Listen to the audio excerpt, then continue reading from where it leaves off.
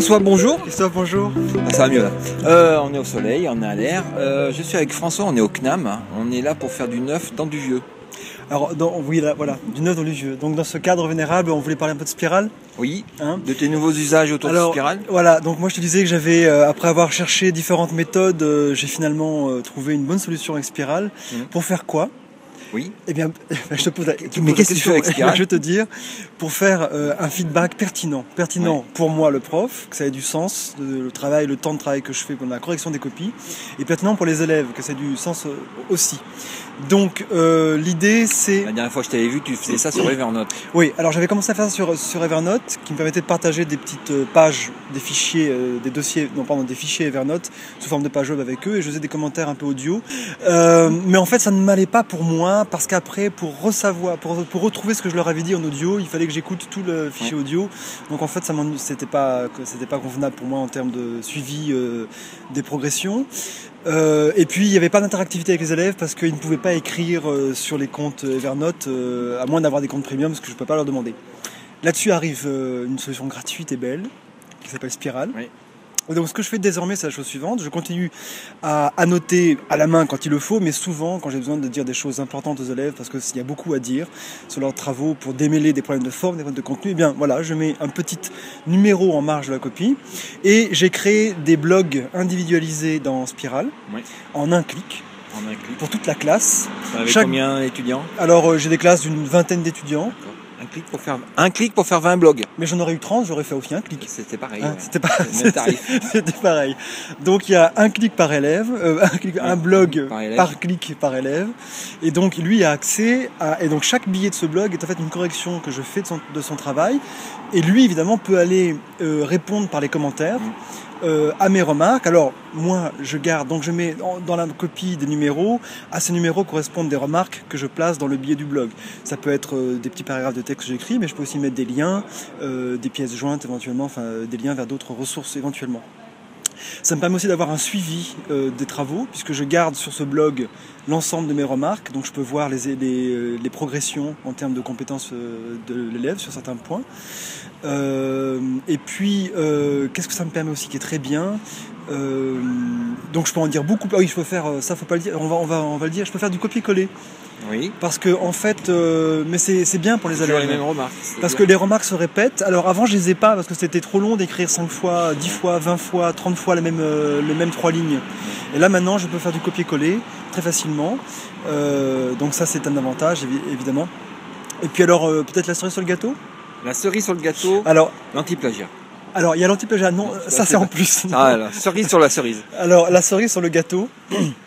C'est que j'ai fait l'acquisition ne reculant devant aucune dépense. Oui. J'ai fait récemment l'acquisition d'un logiciel de reconnaissance vocale qui s'appelle Dragon Dictate. Je pense que c'est le seul qui soit vraiment efficace. Ouais, un peu comme le Siri là-dessus. Mais enfin, c'est plus puissant pour moi parce que ce que je fais, j'ai ma copie, mon papier, ça c'est analogique, hein, mon stylo. J'ai mon ordinateur en face de moi. Je lance Dragon Dictate.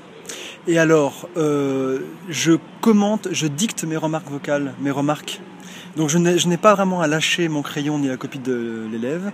Je dicte mes remarques qui vont s'écrire dans le billet du blog automatiquement pour l'élève, qui s'écrit finalement plus vite que moi-même je tape parce que j'ai pas suivi des cours de dactylographie. Le taux d'erreur est minimal et la rapidité de travail, l'efficacité est extraordinaire. Donc tu dictes tes remarques. Les remarques, je parle, je fais des longues phrases. Dans Dragon Dicté, c'est mis dans un Word ou un truc comme ça. Le système tape n'importe où le curseur se trouve. Que tu sois dans du mail, dans du Google Doc, du Spiral, donc tu tapes directement dans le billet du blog. Je parle à la machine et la machine tape pour moi. Oh là. Et donc du coup, moi c'est plus rapide, franchement, et l'élève a beaucoup plus de commentaires qui sont vraiment explicites. Parce que le problème, c'est que quand je mettais en marge l'élève mal dit, vague, confus, problème dans le raisonnement, c'est pas explicite pour lui, il ne sait pas où est vraiment le problème. Et moi-même, j'avais pas le temps matériellement en fait, c'est ça la vérité, d'expliquer longuement. Or, et sachant qu'en plus, expliquer cela individuellement en classe, c'est compliqué parce que dans ma tête, ça n'est plus frais, le travail, d'une part, et d'autre part, surtout, passer plusieurs minutes avec un élève, en particulier dans une classe, tu perds le groupe, et en termes de gestion de classe, c'est pas pertinent. Donc ça me permet d'individualiser vraiment mes corrections. Et le fait d'individuer tes corrections, ça apporte quelque chose à tes étudiants? Eh bien, oui aussi dans la mesure. Ça apporte toujours quelque chose, mais est-ce que tu as pu le quantifier? Oui, enfin, je ne vais pas quantifier, mais moi j'ai le retour qualitatif que. Alors d'abord, ils sont impressionnés, voire peut-être même reconnaissants du temps qu'ils voient que je passe à leur dans cette correction. Sachant que moi j'ai optimisé ce temps-là, mais du coup eux ils ont beaucoup plus de commentaires et de rétroactions.